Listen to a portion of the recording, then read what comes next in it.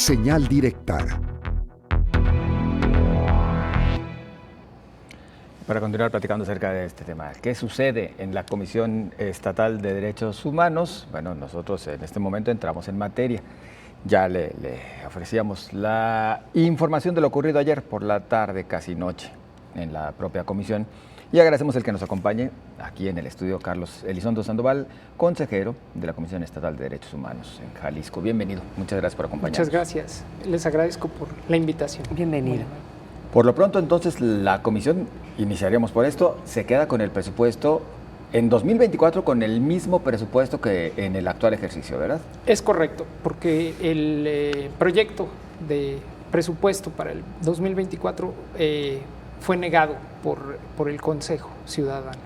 Y no hay de otra, el Congreso no puede meter gol. ¿Qué puede hacer el Congreso? Y es lo que seguramente hará, pues pasar el mismo presupuesto. Podrá hacer algunos ajustes, pero no está obligado el Congreso a hacerlo, y esos ajustes van con respecto a la inflación, pero no está obligado, y por la situación económica que vive el país y el Estado, seguramente no será. Tengo entendido que por ley le tocaría ejercer el presupuesto actual, se repetiría para el siguiente. Correcto, es correcto. Oiga, don Carlos, para nuestra audiencia, ya más o menos le dábamos antes de la pausa, ¿cómo llega Luz del Carmen Godínez a la Comisión Estatal de Derechos Humanos? ¿Qué le parece si le dice a nuestra audiencia, le narra, pues precisamente el proceso de cómo llega esta mujer a la presidencia y cómo estamos en estos momentos? Bueno, la actual presidenta es nominada dentro de una terna, pero casualmente ella era la de menos experiencia, tanto administrativa como en el tema de los derechos humanos. Entonces, cuando el Congreso decide en esta terna favorecerla, recuerdo yo que todos los medios del momento criticaron que el Congreso hubiera tomado esta decisión con respecto a ella. Internamente en la comisión, nosotros los consejeros no tenemos participación en esa situación. Realmente ni siquiera se nos pregunta a nosotros si vemos bien o mal cuál o tal persona. Sin embargo, cuando llega la presidenta ya a las instalaciones y se presenta con nosotros, nosotros ahí, platicando con ella, incluso está grabado porque las sesiones se graban, comentamos: oiga, presidenta, llega usted con una polémica muy grande, esperemos que eso se quede solo en eso, ¿no? En una bonita historia o fea historia, y de aquí para adelante cuenta con nosotros en todo lo que sea necesario para que saque su labor adelante. Y durante varios meses el Consejo estuvo presto a ayudarla en todo lo que fuera necesario, precisamente encaminado a que la presidenta tuviera una buena actuación, porque eso es lo que nos importa, que ella tenga una buena actuación. ¿Para qué? Para que la comisión funcione. Eso es lo que realmente es lo esencial de todo este tema. Sin embargo, con el correr de los meses, que ya va a ser casi un año, empiezan los problemas a crecer. Y entonces está la comisión en este momento en una situación deplorable. Nos hablan de números porque cuando hay sesiones a las que se me acusa que no asisto, son sesiones en las que nos dan unas gráficas fantásticas, ¿no? Parece Disneylandia allí, o sea, wow, el Estado está en su mejor momento de seguridad, no pasa nada afuera. Porque esas son las estadísticas que nos ponen incluso en barras muy bonitas, y miren, la comisión lleva estos adelantos, estas cosas, pero la realidad en el campo es muy distinta. Uno abre el periódico y se horroriza, sinceramente. Y el problema viene en el sentido de que las quejas han ido en disminución fuertemente. La presidenta nos comenta que por qué ha cambiado el sistema y que ahora las quejas ya no se toman como se tomaban antes. Sin embargo, le quiero decir al público que eso ya sucedía desde hace como un par de años. No vino a descubrir el hilo negro. Eso ya estaba funcionando. Ya cuando llegaba una persona que traía una queja colectiva, que se le llama, se toma como una queja.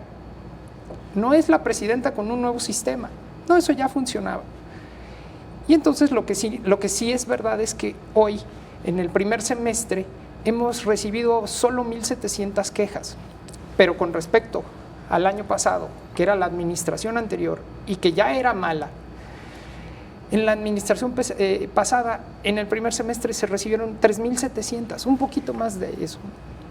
¿Por qué esa drástica reducción? Se debe a varias cosas, principalmente a la poca credibilidad que ya se le tiene a la institución.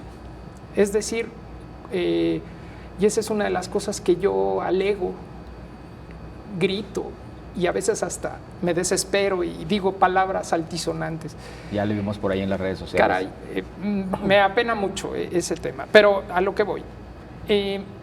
Cuando tú sufres un tema en contra de tus derechos humanos, dígase violencia, dígase maltrato, diga desapariciones, y una cadena tan larga que no voy a enumerar, pues tú vas y tocas a las instancias donde te van a resolver esos problemas. Pero cuando esas instancias no te abren la puerta, o te la cierran incluso, no nada más no te la abren, te la cierran, entonces vas buscando otras opciones. Y esas opciones, una de ellas es la Comisión de los Derechos Humanos. Pero cuando llegas a la comisión y sucede lo mismo, entonces la gente se decepciona mucho. Estamos creando una bomba de tiempo, es decir, una olla express, pero sin el pivote, porque la gente va a una instancia, se le cierra, va a otra, se le cierra, va a la comisión y se le cierra. Y entonces después dice, ¿qué hago? ¿Con quién toco? ¿A quién veo? Y entonces ahí empiezan los verdaderos problemas, y ahí es donde nosotros empezamos a decir, bueno, ¿qué está pasando? O sea, ¿qué le podemos ofrecer a la sociedad? Que no sea el agarra tu arma y ve y haz justicia de tu propia mano. Eso es lo que no podemos hacer. Don Carlos, perdón, sigue, perdón. No, la comisión está fallando en muchos temas. Yo incluso dentro de la institución como consejero, en esas reuniones mensuales nunca me han hablado, jamás. Visitamos este asilo, visitamos este orfanato, hicimos esta visita, etc. Y entonces digo, bueno, entonces, ¿para qué me enseñan gráficas? ¿Dónde está el actuar real? ¿Dónde está la comisión en esos lugares donde los niños no pueden venir a levantar una queja?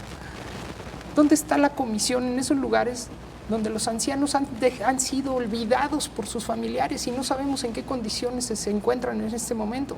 No sabemos si los golpean, si les dan de comer.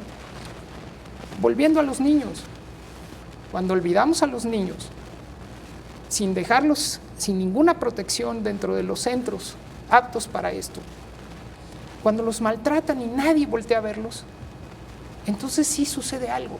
En 20 años, nosotros sí, la sociedad gritamos, delincuentes, rateros, ¿y cuándo volteamos a ver cuando eran niños? ¿Cuándo volteamos y dijimos, a ver, vamos a hacer algo por eso, vamos a vigilar, vamos a cuidar? Tengo mis razones para creer que no todo es color de rosa en esos lugares. Una de las visitadoras nos dijo hace poco aquí en este foro que, pues sí, que cambió ese método porque ahora pueden hacer sus denuncias, sus quejas vía telefónica o por internet, pero estos grupos vulnerables dices, pues ¿cómo? ¿No? A lo mejor ni conocen la página, o se me vino a la mente los niños institucionalizados en el Cabañas. Yo creo que no tienen un celular y no les van a dejar usar el teléfono fijo para que hagan su queja, no se lo estoy pensando, pero sí es cuestionable. Marco Gutiérrez le dice, en efecto, resultó ser una mujer sumamente deficiente, se refiere a la presidenta de la Comisión Estatal de Derechos Humanos, lo cual es lamentable, toda vez que en Jalisco se violan sistemáticamente los derechos humanos. Don Carlos ya nos narró de cómo llega Luz del Carmen Godínez a la Comisión Estatal de Derechos Humanos, ya nos hizo un recuento y de por qué estamos a un año en las condiciones actuales. Con su experiencia, ¿qué sigue en esta institución que tendría que ser tan noble y tan loable? Creo que este es un llamado fuerte y contundente a la presidenta de la institución, y casi le pudiera decir que es tal vez la última oportunidad que le podemos dar como sociedad. Yo no soy nadie porque soy parte de un cuerpo colegiado, incluso este cuerpo colegiado no tiene la capacidad de solicitarle su renuncia. Yo ayer le dije, en un examen de conciencia, en la soledad de su hogar, debería decidir entregar su renuncia. ¿Por qué? Porque no está dando el ancho.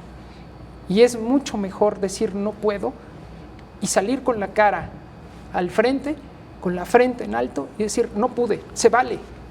Lo que pasa es que los políticos, cuando se les dice eso, no lo entienden así. Entonces, bueno, este es un llamado más, tal vez el último, dentro de lo que puede decirse cívico, pero seguirán ya otros si no hay un cambio, ¿no? O sea, habrá,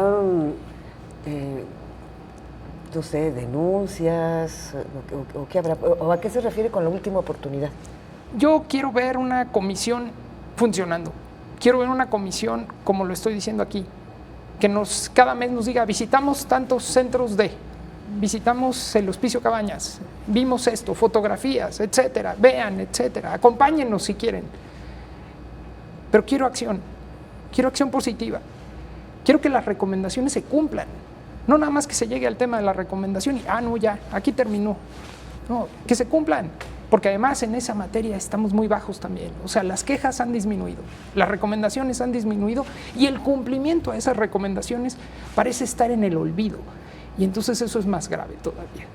Interpreto entonces que, por ejemplo, el seguimiento de casos por oficio, por usar un término, no se está haciendo, tan solo por mencionar.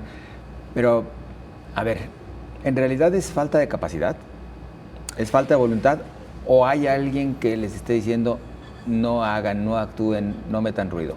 Yo tengo en un tema muy personal, con una gran capacidad, a la presidenta. Me parece una mujer muy inteligente. Me preocupa que alguien atrás no la deje trabajar y no tenga ella la fuerza de decir, atrás no me dejan hacer. Y eso sí sería totalmente grave, porque ella es muy inteligente. No por nada llegó. Y yo respeto mucho eso.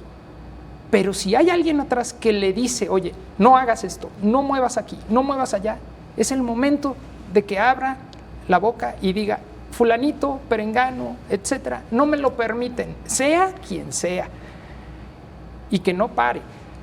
Pero si la presidenta no tiene esa fuerza o ese carácter para hacer una denuncia, como lo hago yo en contra de ella, entonces ahí está grave el tema. Les quiero comentar que el presupuesto que se nos presentaba y que rechazamos traía partidas, voy a decir la palabra coloquial, extrañas. El presupuesto de la comisión está en un 93% ya entregado a sueldos. Claro. Es muchísimo, 93% de todo el presupuesto, sueldos. La presidenta en su proyecto nos propuso que le diéramos 6 millones más a asimilados. ¿Qué es asimilados? Contratación de nuevo personal. ¿Para hacer qué? ¿Cuánto tiempo? ¿Cómo? ¿Y por qué? Eso no nos lo explicó. Y entonces, en un año electoral, esos detalles pueden ser enormemente difíciles. Cuando nos dicen, no, ustedes lo autorizaron. ¿Y dónde está ese personal de los 6 millones de pesos? ¿Quiénes son? ¿Sí me entienden? O sea, me preocupa que se esté fraguando ya desde este momento, incluso desde esta institución, una elección de Estado, poniendo recursos en donde no deben de ir. ¿Para hacer qué? No lo sé. Y vuelvo al tema. Presidenta, es el momento de decir si usted está detenida por alguien. Y además está hablando de una institución.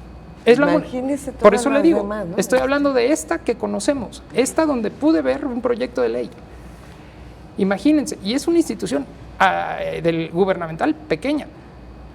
Sí. Entonces, ¿dónde están las demás y qué partidas tienen las demás en un año electoral? Don Carlos Elizondo, se nos agotó el tiempo, pero brevemente, ¿usted sospecha de alguien que esté atrás de la actual presidenta, esa número uno? Y pues después de todo esto, ¿usted cómo está? ¿No le han hecho malas caras? Bueno, mira, a mí no me pusieron para que me hicieran buenas caras, definitivamente, no es por ahí. O sea, no espero que me reciban con alfombras rojas, ni que cada vez que me vean, ¡ay, guau! No estoy para eso. Me pusieron para algo muy concreto, que es exactamente eso, esto. vigilar un presupuesto y vigilar reglamentos, que son las únicas facultades que tiene el Consejo. Así es. Y que les quiero decir muy rápidamente que para variar la presidenta en febrero, junto con una diputada, presentó una iniciativa de ley de cambio de ley para el instituto, en donde le quitaba esas dos pocas facultades al Consejo. O sea, ya querían o quieren, porque la propuesta está ahí congelada, quieren que el Consejo ya nada más sea un espectador y que no pueda decir ni hacer nada, ¿no? Entonces es grave. ¿Qué le puedo decir? ¿Quién está atrás de ella? ¿Sabe? ¿O se imagina? No quiero decir nombres, pero pues sabemos quiénes son sus jefes, ¿no? Eso lo sabemos todo. Pues, Carlos Elizondo, muchas gracias. Les agradezco muchísimo. No, que tengan usted. excelente tarde. Igualmente. Gracias a todos.